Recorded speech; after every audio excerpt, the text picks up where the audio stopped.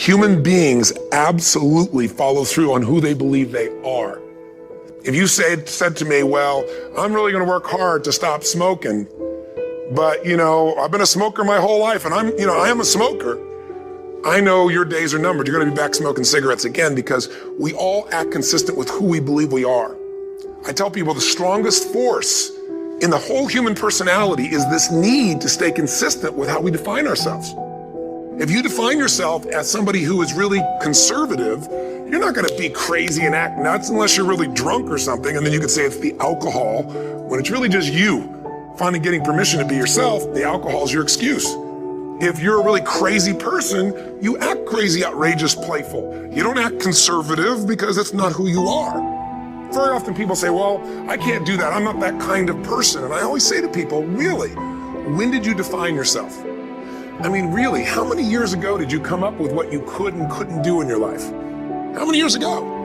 Most people, if they really look at how they're living their life today, it's based on a set of standards, a set of beliefs that they made choices about 10, 20, 30 or more years ago. I mean, very often we made decisions in our youth or very young about what to believe, about what we were capable of, about who we are as a person, and that becomes the glass ceiling, if you will, that controls us.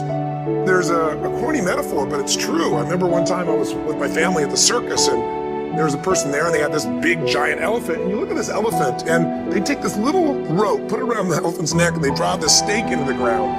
And I mean, you look at this and you know that elephant could rip down the entire tent with almost no effort, and yet the elephant doesn't struggle, doesn't try. Why? Because the elephant's conditioned. And they take that elephant, condition the elephant when it's a baby elephant. That's how they train him. When it's a little baby elephant and it doesn't have the power yet, they put a big rope around it and they drive this huge stake in the ground, and the elephant fights and fights and fights. And one day, finally, that elephant decides, I'm not capable of pulling this out.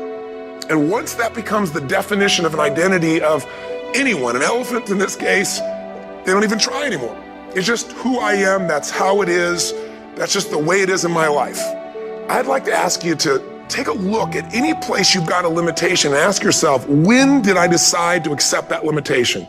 And you may not even see it as a limitation, you might see it as just that's who I am. But so often in our lives, we've adapted to be a certain way so that we don't fail or so that people will like us or we're standard for what you want in your life. That's what this is really all about. And when I talk about standards, when I talk about, shoulds versus musts, think about your own life. I know there have been areas in your life where some point in time you just shifted and you raised the standard and your life changed. Because whatever people have their identity attached to, they live. We live who we believe we are. That's just how it works. It's just kind of like, I'll give you an example. Look at your physical body. Your physical body today is an absolute reflection of only one thing, not your goals, not your desires, but your standards. The identity you have for yourself. If your standard is you're an athlete, then there's a certain amount of strength, a muscle tone, and energy that's available in your body on a regular basis because that's who you are. And so you do whatever's necessary to maintain that identity. Again, the strongest force in the human personality is this need to stay consistent with how we define ourselves. Because if you don't know who you are, you wouldn't know how to act. Once you lock in on that identity, your brain finds a way to keep you there. If you say, man, I'm overweight, I've always been overweight, I'm big boned, and that's the story you got, then you're gonna always find a way to get back there. That's your settling point. That's your identity. That's where things lock in. If you see somebody who's in really great shape, you ask them, do you work out? You know the answer. Yes, how often? And they'll tell you 3 times, 4 times, 5 times a week, whatever. In a seminar, I'll ask people, who here works out at least 5 days a week? And I'm stand up. And you look around that room and you know that they work out 5 times a week because you can see their body. You don't just get a result without some kind of action, without some form of ritual. Ritual meaning actions you do consistently. Now, do you think those people that are out there working out 5 days a week, do they have more time than you do?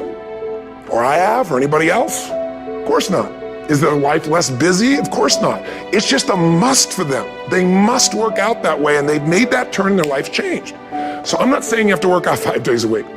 I'm just saying whatever you really want, wants don't get met consistently. Standards do. Whatever you identify, this is who I am. And so it's not so much about changing your identity as there's expanding it. Deciding that, instead of your goals to lose 10 pounds, which is not compelling, what if your vision was to get back to my fighting weight? This year, this month, this next 90 days, I'm going to transform my body. I'm going to take on a new challenge. I'm going to find some technique or strategy. There's a million of them that can reframe myself where I'm going to feel younger, stronger, more vibrant than ever before. Here's my reasons. Because I want the energy to really make my life work. Because it's tough out there and I want to be stronger than I've ever been before. I want to go in front of the mirror and if I'm naked, not, want to laugh. I want to look there and take a good look and go, yeah, I'm proud of whatever I see there. Whatever it takes, something's going to make you laugh, smile, something's going to tease yourself, but something's going to move you to another level. If you identify yourself in a new way and you own that every day, and that becomes the standard of how you live, you'll find the way to make that standard real.